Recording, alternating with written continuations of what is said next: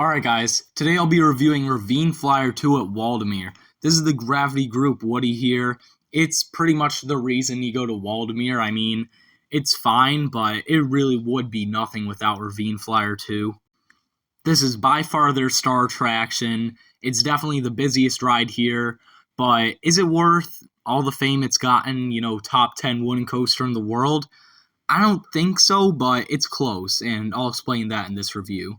So for starters, yes, this is the busiest ride in the park, which makes sense. It's their star attraction. It should be. But even still, I went on opening day on a nice, sunny, warm Saturday, and I still only waited like 15 minutes max for this thing. Waldameer really doesn't get big crowds, so I wouldn't really worry about lines for this thing. You can pretty much lap this all you want, especially if you go on a lighter day. The queue line for this ride really isn't anything. You kind of just have a couple of switchbacks. You go up a ramp, and then you're in the station. There's no theming throughout this ride or the queue or anything. It's just Ravine Flyer, which it's themed to flying through the ravine, which is pretty fitting because it definitely does that well. And when it is flying through the ravine, it flies, but I'll explain the pacing later. But you're going to get in these trains. These are PTC trains. I don't think I hate these things quite as much as some people. Some say it completely ruins the airtime. You can't get anything with these restraints. I don't see that. I still get a good amount of airtime, but I could see where some people might say, oh yeah, do the new Gravity Group restraints. But the problem with that, as we've seen with Voyage, is sometimes it's too light. So I think they do need these PTC trains, especially to get back on top of the hill. You're going to turn out of the station and go up this lift hill. It feels pretty small, but trust me, this drop is good. And you want to be in the back row. I really don't have a preference for which side. I think unload side might be a bit better, but it really doesn't matter. This drop is phenomenal in the back row. You get great sustained ejector airtime the whole way down. If you're in the front, it really doesn't do anything, which you'd kind of expect for a drop like this, but still, definitely be in the back for this drop. After that, you're going to hit this high speed turn, and you fly through this thing. You feel like you're flying, and you pretty much are. You're right up against the trees. It feels really fast, so that's definitely a good moment. There's no, gray out moments. Nothing's really too positive G heavy, but I would say this is the most intense spot, I guess, just because you're going really fast. But you won't really feel the positives on this ride. But after this is a really good moment of the ride. It's this ejector sustained hill over the road. I don't even know if I'd call it ejector. It's kind of borderline ejector and floater, but it's still really good. You're kind of going to turn to the left and turn to the right really quickly. That's a fun little moment. And then you're going to pop up into this really tall hill. You definitely slow down a lot here. It's definitely a big pacing killer, but you get a good pop of floater airtime coming down this if you're in the back. And even in the front, you'll get a little something. You're going to head over this other hill over the road. This one I do think is definitely ejector. It's a bit stronger than the first. I don't know why, but it just is. After this, you probably head through the two strongest moments of airtime besides the first drop, maybe. And even then, these two moments are good.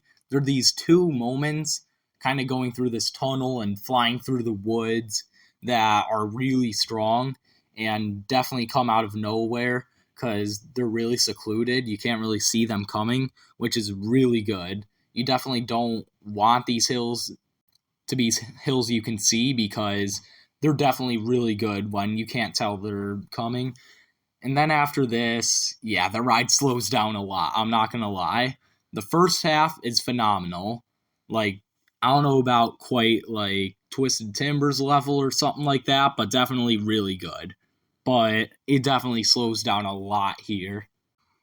You're going to fly up into a bank turn and then go over another little hill. These don't really do too much for me. The hill gives a little dose of floater airtime, but not a whole lot. You're going to turn and you feel the speed a bit here, but not really because you've lost a ton of speed here going up the hill, which is understandable, but I almost wish they pulled Thunderation at Silver Dollar City and just pulled you up the second lift hill and did a little something after that, because it definitely feels slow here. You're going to hit this 90-degree turn going down. That's a really fun moment of lateral hang time, which you really don't get nowadays.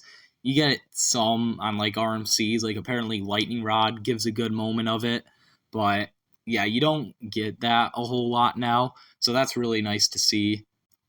You're going to head down another drop down the ravine, and this is actually pretty good. You get a surprise pop of airtime coming out of this turn, which I definitely wasn't expecting, but I appreciated a lot. You're going to head back up the hill, and you're going to get a little something if you're in the front and nothing if you're in the back. You're going to head through two pretty lackluster hills, in my opinion, because you lost a ton of speed here, and then you're going to head into the brakes, getting a little something in the front and nothing in the back. So, again, this ride is really front-loaded. The first half is amazing, maybe top 10 that I've experienced, but the second half, yeah, it needs some work. I would really like to see what happens if the Gravity Group comes in and pulls like a Tenair 2 Zeus on this thing, and they can make the lift hill taller so it has more speed. They can re-profile some elements to give it more airtime. I would definitely love to see what they can do with that, because Tenair 2 Zeus looks amazing. And yeah, I don't think this looks that good. It's definitely good, but I don't think it's quite there with the top Gravity groups.